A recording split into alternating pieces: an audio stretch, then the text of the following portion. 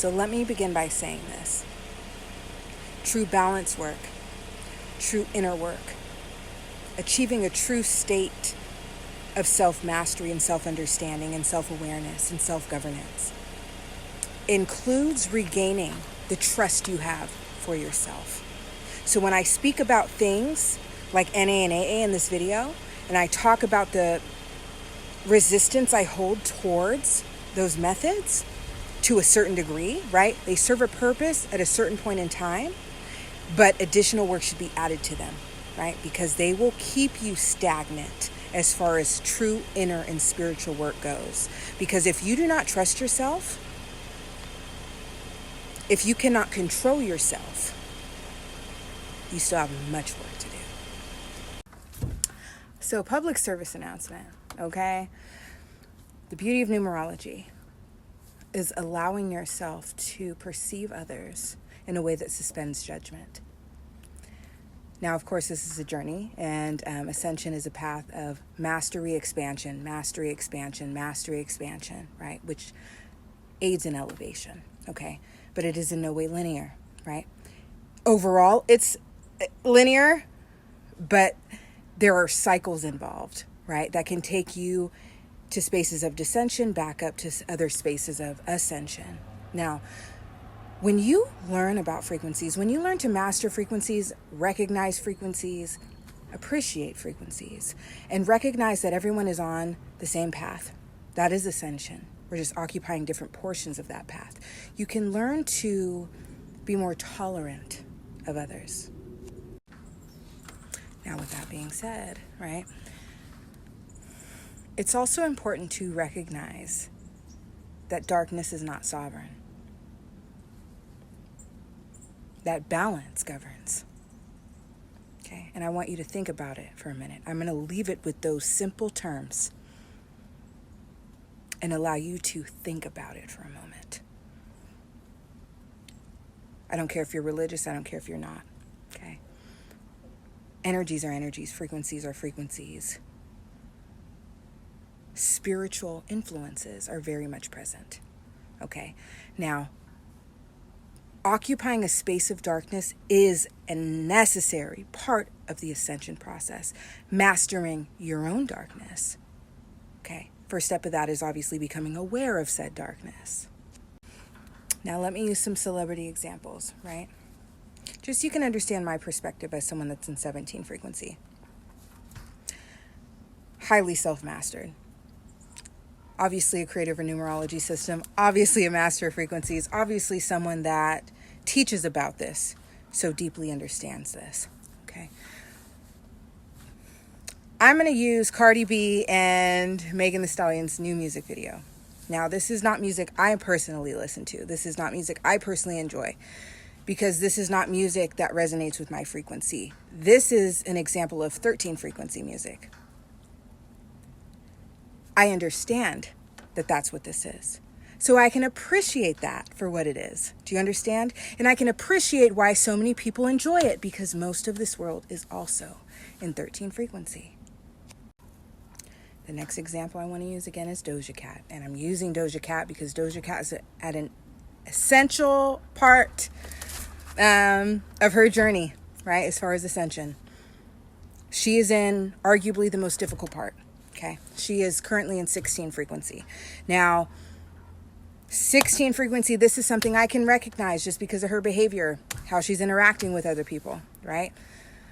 The state that she's currently in energetically.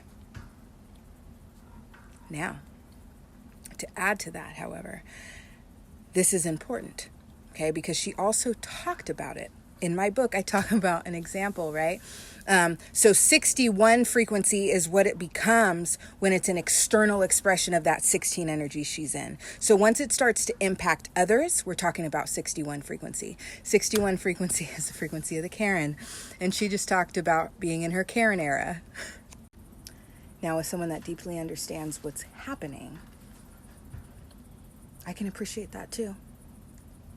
Because I was there. I've been there. You don't get to 17 before traveling through 16, do you? No, I've been there. Now, the only way truly out of that frequency, however, is being willing to do shadow work, inner work on a very deep level. Very deep inner work has to take place to take someone from 16 to 17, where that balance is governing again, okay? Not that imbalance and hostility, right? Darkness governs 16. Balance and light governs 17, okay? Now, this is so important, you guys, because we're talking about ascension. That's why I'm using these examples, right? I can appreciate those people, and I'm just using them as examples because I was on TikTok today, and those were 2 people I experienced. So I just wanted to use them as an example, right? Now, something else that's contributing to me wanting to make this video is another concept, right? So I am, by day, a substance use disorder counselor. So I work with recovering folks, right, with substance use disorder, whether it's alcohol or other substances, right? So a part of this process for many people is AA and NA and the 12 steps. Okay, the 12 steps are in fact a method of inner work. Problem is, as you notice, right, a lot of people are still in a state where complete abstinence from all substances is their only option because of the fact that they recognize or they verbalize this, that they will always be an addict, that they will always be an alcoholic, and that complete abstinence is their only option because they cannot control themselves. Now, I myself have expressed multiple issues with this. First of all, speaking in the affirmative, that you are something you no longer want to be. I don't get it. But then when I say that, other people in the community are like, it's helped me so much and this and that. So I'm like, okay, I'm going to leave that alone. Doesn't mean I'm incorrect per se. Doesn't mean they're incorrect, but it's very much culty. Anyway, and indoctrination and things like that. But that doesn't change the benefit of it, right? So there is benefit behind doing the 12 steps because it is a method of inner work. The thing that I want to outline, however, is that it is a method for mastering 7 energy. It is a method for doing work in the realm of 7. It is in no way the work that needs to be done for self-mastery in the realm of 8. You are stuck at a certain level of inner work if you only use the 12 steps. Yeah, so I will say that additional work needs to be done. A lot of people don't really understand that, right? But shadow work's where it's at. I am a recovering, I would arguably say I'm a recovered meth addict, okay? Meth was my daily drug of choice for a decade, a solid decade. I'm going to be real about that. There's people in AA and NA that talk about the fact that, oh, you can't do anything. I drink in moderation. I also smoke marijuana in moderation. Masterful moderation, right? Typically not on weekdays, okay, and things like that. So it's very important to understand that this is the result of true shadow work and true balance work, true mastery of self in the realm of 8, to where I don't have a desire to go back to that drug just because I have a glass of wine.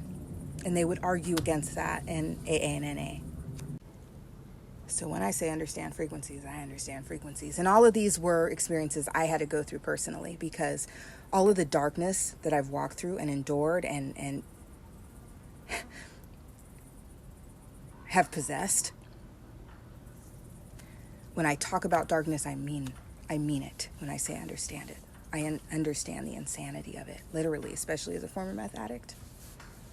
Darling, you want to talk about psychosis? You want to talk about insanity? Okay, try that drug. See what happens. So it's very much part of my journey. And I needed to go through those things in order to understand the realm of 7 fully. The trauma, the darkness, right? The unfairness, the imbalance, right? In order to achieve the mastery that I currently hold in the realm of 8, and to understand that, and to understand the other side, and understand the work I do with my clients, right? So I digress, but I just wanted to share this. Frequency matters. Frequencies are factual. Frequencies are powerful. Frequencies are influences. And I also, let me go on by adding this in closing. When I talk about numbers and ages, especially ages, right? Because this is a progressive number, being frequencies and influences that are incredibly prominent during those specific years. Think of it as a level. Don't think of it as something that has sovereignty over you, per se.